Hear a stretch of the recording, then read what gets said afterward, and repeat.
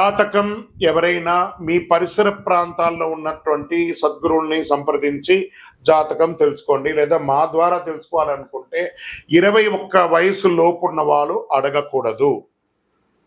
ఎందుకంటే మీరు విద్య చదువుకుంటున్నటువంటి వారు కాబట్టి మీరు ఖచ్చితంగా మీ యొక్క వ్యక్తిగతమైనటువంటి జీవితంలో 21 సంవత్సరాల వరకు జాతకం అడగకండి. 60 సంవత్సరాలు దాటిన వారు మీరు అన్నీ అనుభవించుంటారు, మంచి చెడు అన్నీ చూస్తుంటారు కాబట్టి మీకు జాతకంతో పని లేదు. అడగడానికి కూడా ఇల్లీగల్ అఫైర్స్కి సంబంధించింది ఏది అడగకూడదు. నాకు అప్పులు బాగా ఉన్నాయి, జాతకం చెప్పనంటే ఎవరు చెప్పరండి. మీ అప్పులు తీసుకున్న చోట ఖచ్చితంగా కష్టపడి ఇవ్వండి, అదొకటే జాతకానికి ఉన్నది. రైట్. ఇప్పుడు మేషరాశి, ఈ మేషరాశి వారికి ఈ నెల ఎలా ఉంది?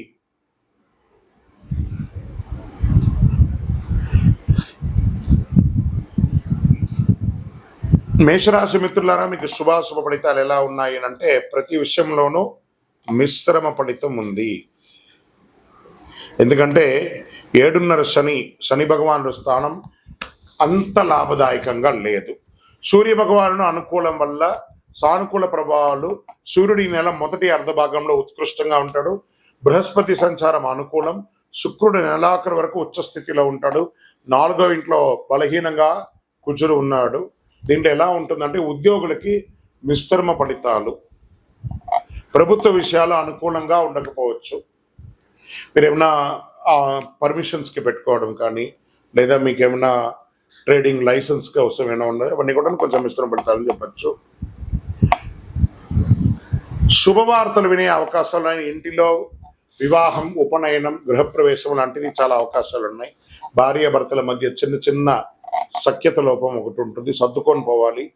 వివాహ ఆటంకాలు తొలగి వివాహం అవుతుంది.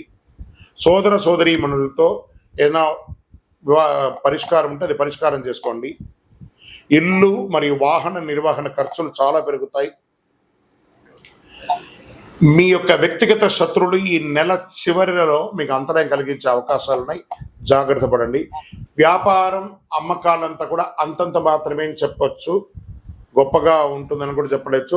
కాస్త ప్రతిచర్య కూడా ఉంటుంది. తోటి వ్యాపారం ద్వారా పరోక్ష అవాంతరాలు కూడా ఉన్నప్పటికీ జాగ్రత్త పడండి. మహిళలు కుటుంబాన్ని నిర్వహించే వాళ్ళకి చిన్న చిన్న సమస్యలు ఉంటుంది. ఐటీ రంగం వారికి బాగా స్ట్రెస్ ఉంటుందని కూడా చెప్పొచ్చు. విద్యార్థులు చాలా శ్రమపడాలి. విదేశీయ విద్య, వీసా, H1B వీసాలు ఇలాంటివన్నీ ఉంటుంది కదా, ఇవన్నీ ఉన్నత విద్య కోసం వెళ్ళాలనుకున్న వాళ్ళకి, ఉన్నత విద్య అభ్యసించాలనుకున్న వాళ్ళకి కాస్త మిశ్రమం చెప్పచ్చు.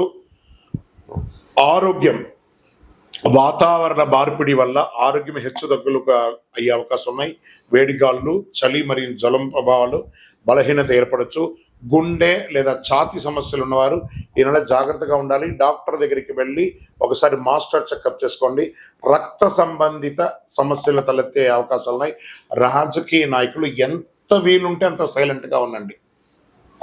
మిశ్రమం, తస్మాత్ జాగ్రత్త రాజకీయ నాయకులారా. ఇది షేర్ మార్కెట్ అసలు ముట్టుకోకుండా ఉంటే ఇంకా మంచిదని చెప్పచ్చు.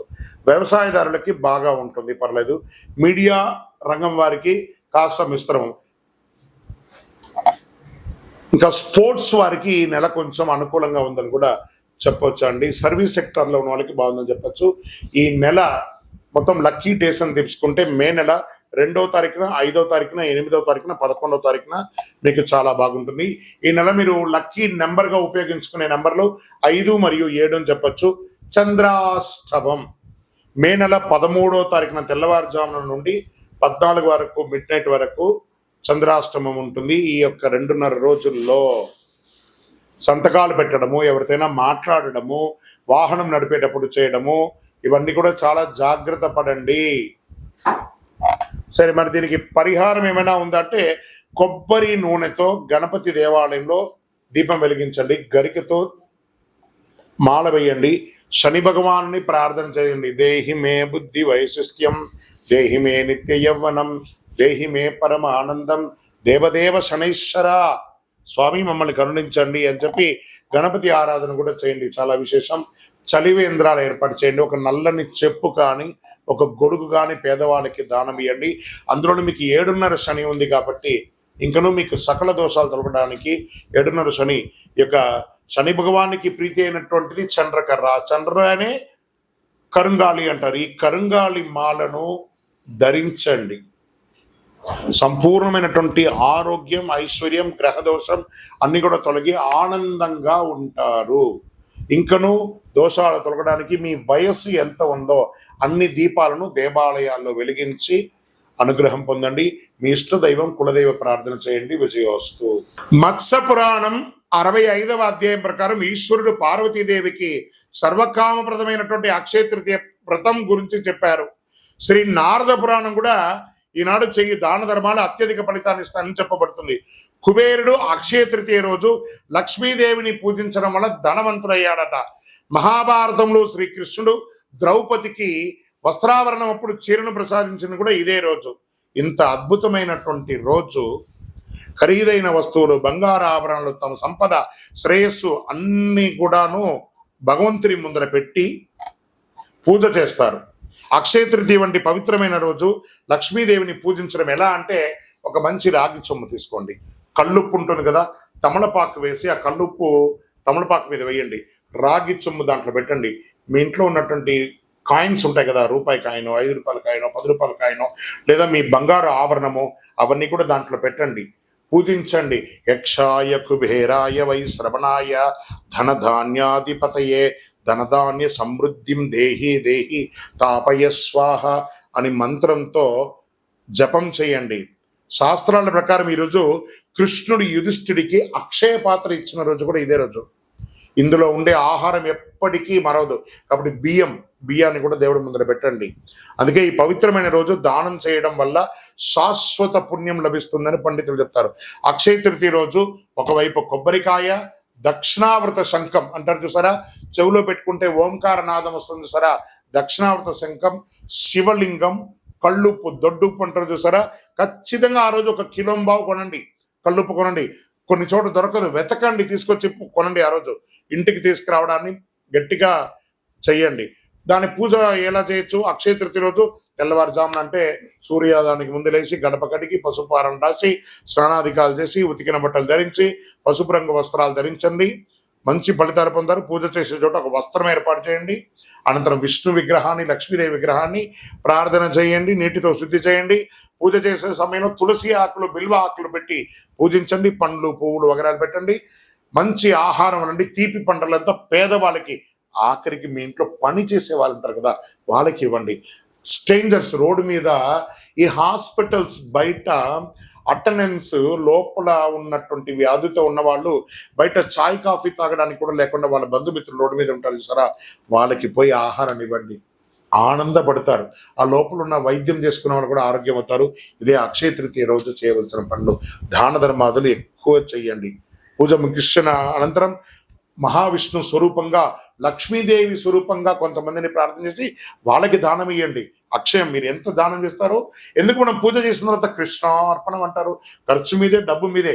కృష్ణుడికి ఎంత ఎందుకు అర్పణం ఇస్తున్నారు? కృష్ణార్పణం అనగానే అది తిరిగి మీ దగ్గరికి వస్తుంది. అందుకే అక్షయం అని అన్నారు. ఉప్పు అక్షయ తృతీయ రోజు ఎందుకు కొనాలో, అక్షయ తృతీయ రోజు ఉప్పు కొని దానం చేయడం వల్ల జీవితంలో అన్ని కష్టాలు తొలగుతాయి, దరిద్రం తీరుతుంది, నవగ్రహ దోషం తొలగుతుంది, అలాగే అన్ని సమస్యల నుంచి ఉపశమనం పొందుతారు. భార్య భర్తల మధ్య సఖ్యత లోపం అది తొలగుతుంది. అక్షయ తృతీయ రోజు ఉప్పు దానం చేయడం వల్ల పూర్వీకుల ఆశీస్సులు పొందుతారు. అక్షయ తృతీయ రోజు ఉప్పు కొనడం వల్ల సాధారణ రాతి అంటే బాగా తెల్లగా ఉన్నటువంటి అక్షయ తృతీయ రోజు రాతి ఉప్పు కొనడం వల్ల లక్ష్మీదేవి ప్రసన్నమవుతుంది. చూడండి, వంట అంతా చేస్తామండి, ఒక చుక్క అందులో ఉప్పు లేకపోతే ఎలా ఉంటుంది? అద్భుతమైన వంటే కదా, అదే లక్ష్మీదేవి. లక్ష్మీదేవి మోతాదుకి మించకూడదు, మోతాదు తగ్గకూడదు. అందుకే లక్ష్మీదేవి అందులో కూర్చున్నది. అక్షయ తృతీయ రోజు కొన్న ఉప్పును ఇంటిలో నీళ్ళలో ఒక చుక్క వేసి ఇల్లంతా తొడవండి, నెగిటివ్ వైబ్స్ పోతుంది. చిన్నపిల్లలు ఉన్న రూమ్లో ఒక గ్లాసులో పెట్టండి, మీ బాత్రూమ్స్లో కూడా ఒక గ్లాసులో పెట్టండి. మీరు సంపాదించే ప్రతి డబ్బుని ఒక మట్టి మూకుడులో ఉప్పు వేసి అందులో ఆ రోజు డబ్బుని అలా పెట్టి మరుసటి రోజు బీరువాలో పెట్టండి, చాలా నిలవ ఉంటుంది. ప్రయత్నం చేసి చూడండి. ఇలా ఎన్నో చెప్పుకుంటూ పోవచ్చు. అక్షయ తృతీయ రోజు, అక్షయ తృతీయ రోజు మీ మనసుకి ఏది నచ్చితే అలా చేయండి. ఆరోగ్యంగా ఉండి, సంతోషంగా ఉండి. పరోపకారార్థే ఇదం శరీరం. అన్నట్టుగా ఇతరులకి సహాయం చేయడానికి ప్రయత్నం చేయండి. విజయోస్తు.